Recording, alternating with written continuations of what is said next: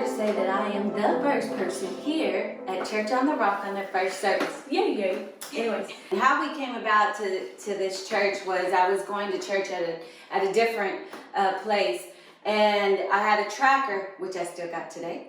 I have a tracker that wasn't working properly, and I was going to church in South Austin, and there was this lady, and she said that there was going to be a pastor that was going to be building a church in Georgetown.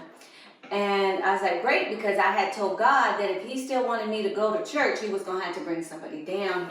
And next thing you know, there's going to be a set of pastors that are coming down here. Well, I like music, I like praise and worship. And so the church that I was going to had the similar praise and worship that I was used to. So hearing that a new pastor was coming down, they had the same faith and stuff, I was like, great, let's do this. And so the first service came, and it was just me and my boys at the time. My husband did not want to come with me, and that was okay because I wasn't going to stay home anyways. So we go to the first service, and we arrive, I think, probably about 10-15 minutes early, and we're sitting there. We were greeted. When I came in with a young Hispanic mom that had piercings all over her face, and with two boys that actually had earrings in their ear. So my first thought is, I'm going to see what they're going to tell me. And so when I get there, they just greeted me and didn't really even, I know that they saw the piercings, but they didn't flinch or squinch their eyes or anything. So that was like I was like, okay, we going to go in. And so we go in, and we're sitting there waiting, because I'm thinking in my mind, you start a new church, there's going to be a whole bunch of people there. Nobody showed. So we're just sitting there and we're waiting. And then the music comes on. I was waiting for the music. The music comes on, and I'm like, got my hands up, but I'm like, what are they listening to? Because it was not the same praise and worship that I was used to. But nonetheless, praise and worship was over.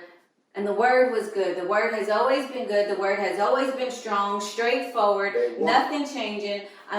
The anointing is more increased, and the word is increased in the anointing.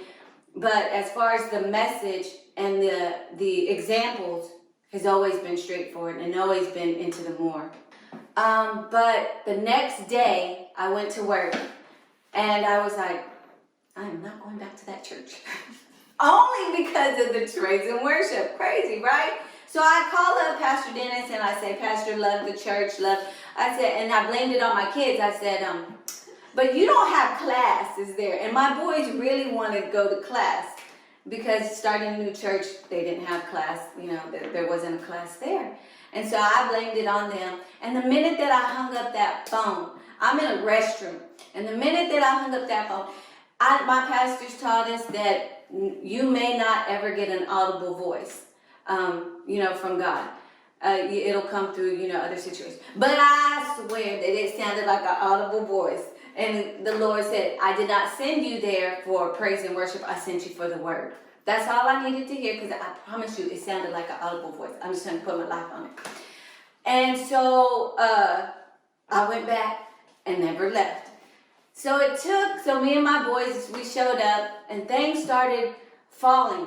My pastors never told me to take my piercings out. I started taking them out. I did ask Pastor Angie what she thought, and she didn't really say anything as far as like it's wrong, it's this. She left it up for me to go seek the Lord about it. And when I did, it didn't take too long, the piercings started coming out. But they never judged us. They never judged my family. They never judged my children with their earrings. Their earrings came out as well. And that's what kept us there. Not just the word, but just not them judging my family and I. Knowing that I had a husband, but he wasn't coming. A young little Hispanic girl coming with two babies. They never judged us. And things kept changing. And they stood with me for 6 months until my baby got his head on straight and decided to come one day, not with us. He actually showed up to one of the services. On my own. I never forced him to come. It was, I was taught that just to believe him in.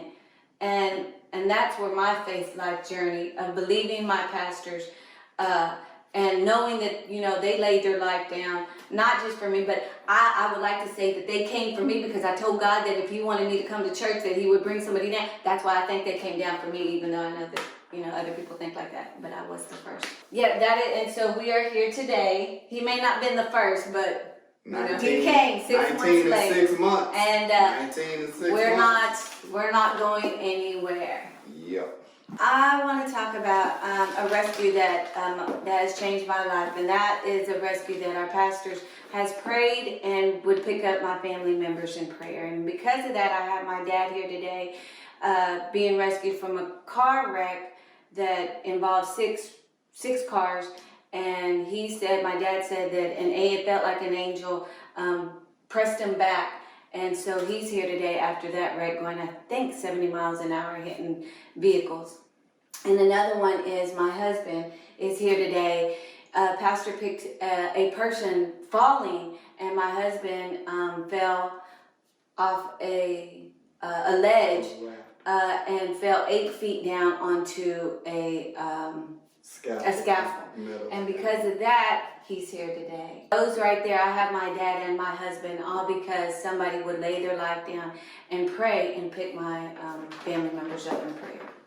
And then with that being said, I'd also like to say that I'm extremely grateful for my pastors and that I love them, and that them laying their life down is the greatest example to not only me and my family, but this is some stuff I wrote. The greatest rescue is the rescue of me and my family from our plans, our ways, our thoughts, our processes of what we thought was right. I don't know what my marriage would look like, how my children would have turned out, or if I would be dead or in prison. But instead, I've been given awesome spiritual parents and a family. My marriage is great. My children serve the Lord, and I cannot thank you enough for that. My business is successful and growing. And then the Father has rescued us also by giving us a generation above us. Mom and Dad had a ball that has opened the door and paved the way into the more. And by renewing of the mind and the word, and Rev and Miss Courtney, the younger generation that has picked up the same paving the way and leading us into the more. For that, we are eternally and truly honored. Thank you, Mom and Dad, Miss Rev, Miss Courtney, Ellie J, Lil Courtney Jr. That's Lil Courtney. For laying down your life and picking up the plan of the Father, leading us into the greatest rescue. We love y'all. I am Tarek Williams. And I am Ronnie Williams. And we are disciples. I gotta look up. House of Hannibal, baby!